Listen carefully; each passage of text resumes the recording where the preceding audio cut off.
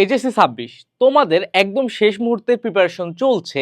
এখন তোমরা অনেকেই আছো যারা টেস্ট পেপার সলভ করছো বা প্রিভিয়াস কোশ্চেন সলভ করছো, কিন্তু তোমরা জানোই না কিভাবে আমরা টেস্ট পেপার সলভ করব, কিভাবে প্রিভিয়াস কোশ্চেন পড়বো, কত সাল পর্যন্ত প্রশ্ন পড়বো এবং কিভাবে আমরা এই প্রশ্ন থেকে উপকৃত হব।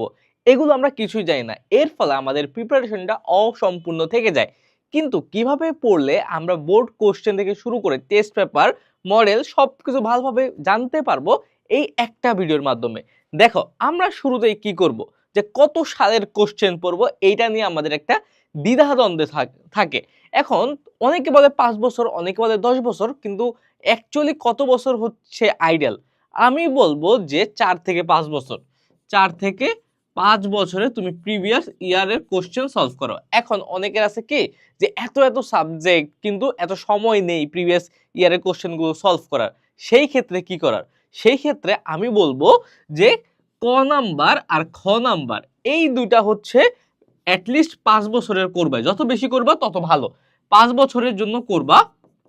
আর আর গ আর ঘ এটা হচ্ছে 2 থেকে 3 বছর করলেই হবে। ওকে, তাইলে এখানে আমার মেনশনেবল দিকটা হচ্ছে আমার এই যে কখটা, এই কখটা কি আমার 5 বছরের করতে হবে। কারণ কি, কখটা আমার জন্য খুবই জরুরি। পরীক্ষাতে কখতে তুমি যদি বেশি নাম্বার পাও, গ ঘতে অটোমেটিক বেশি পাবা। এটা একটা হচ্ছে কি সাইকোলজিক্যালি একটা ইম্প্যাক্ট ফেলে টিচারের মাইন্ডে, যে তোমার পরীক্ষার খাতাটা যাচাই করবে। আর কখ পারাটা খুব বেশি ইম্পর্টেন্ট, আর উপস্থাপনটাও কিন্তু তার সাথে সাথে সাথে ইম্পর্টেন্ট। ওকে, এখন দেখো, তারপরে এখন শুধুমাত্র কি পড়লেই হবে না, টেস্ট পেপার পড়ার মেইন উদ্দেশ্য কি? কোশ্চেন প্যাটার্ন বোঝা, যে কোথা থেকে আমার প্রশ্ন আসবে, কোথা থেকে প্রতি বছর বেশি আসে। এই ক্ষেত্রে আমি বলবো আরেকটি স্ট্র্যাটেজি, 3টা ভাগে ভাগ করবা। প্রথম ভাগটা কি? Hot topic. Hot topic. দ্বিতীয় ভাগটা কি? মিডিয়াম। মিডিয়াম। আর তৃতীয়টা কি?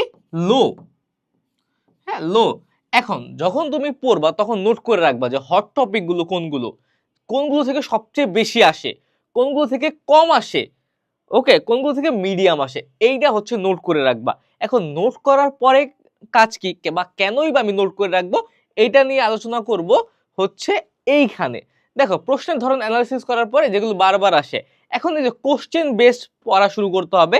এখন কোশ্চেন বেসড বলতে যে এই যে আমরা নোট করছি না, যে হট টপিক, মিডিয়াম টপিক আর লো টপিক, এই নোটের উপরে কেন্দ্র করে এখন এই নোটে আমার যেগুলো হট টপিক, যেগুলো থেকে বারবার কোশ্চেন আসে, ওগুলোতে আমার অবশিষ্ট সময়ের 60% সময় দেব।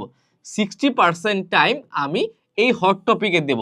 যে আমার যে সময় আছে 60% আমি এই হট টপিকগুলোই পড়বো, এর বাইরে আমি যাব না।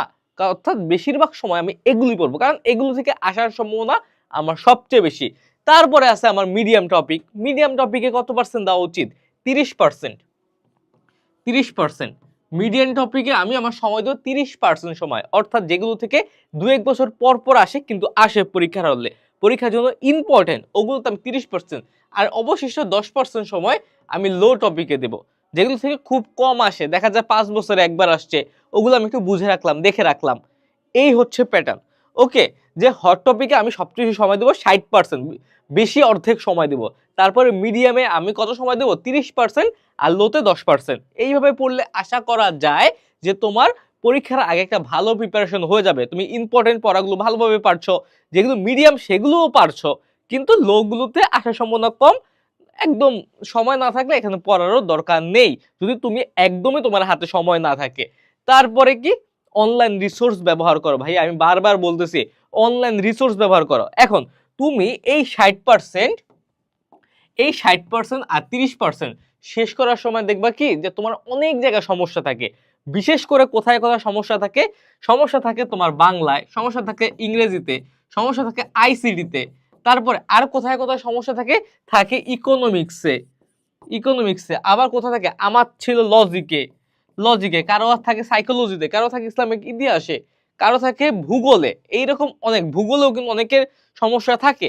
এখন যেগুলো সমস্যা থাকে ওগুলোতে আগে ফোকাস করো, ওগুলোতে ফোকাস না করলে সমস্যা। এখন অনলাইন রিসোর্স কিভাবে এই ক্ষেত্রে হেল্প করবে? অনলাইনে অনেক কোর্স আছে যেগুলোতে তুমি খুব ভালো ভালো ভালো কন্টেন্ট পেয়ে যাবা। এখন তো কলেজে গিয়ে পড়ার সহজ সুযোগ নেই, তোমাকে বুঝায় তো দেওয়া লাগবে।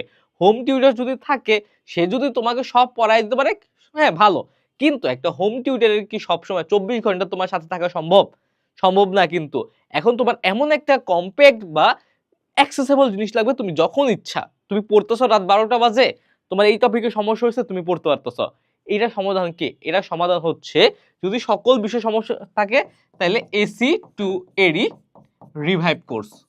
রিভাইভ এখানে কি বাংলা, ইংলিশ, আইসিটি সহ মানবিকের সকল বিষয়ের প্রথম পত্র আর দ্বিতীয় পত্র সব ক্লাস দেওয়া আছে, দাগানো বই দেওয়া আছে, এক্সাম দেওয়া আছে, অনেক কিছু দেওয়া আছে ভাই। এগুলো তুমি এত কিছু শেষ করতে পারবে না, শেষ করতে পারলে তো ভালোই।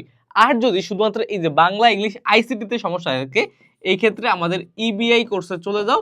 এই কোর্সের মেইন সুবিধা কি, মাত্র 1 মাসে তুমি এই 3টা বিষয় শেষ করতে পারবা। 1 মাসে বাংলা, ইংলিশ, আইসিটি একদম ভালোভাবে শেষ হয়ে যাবে।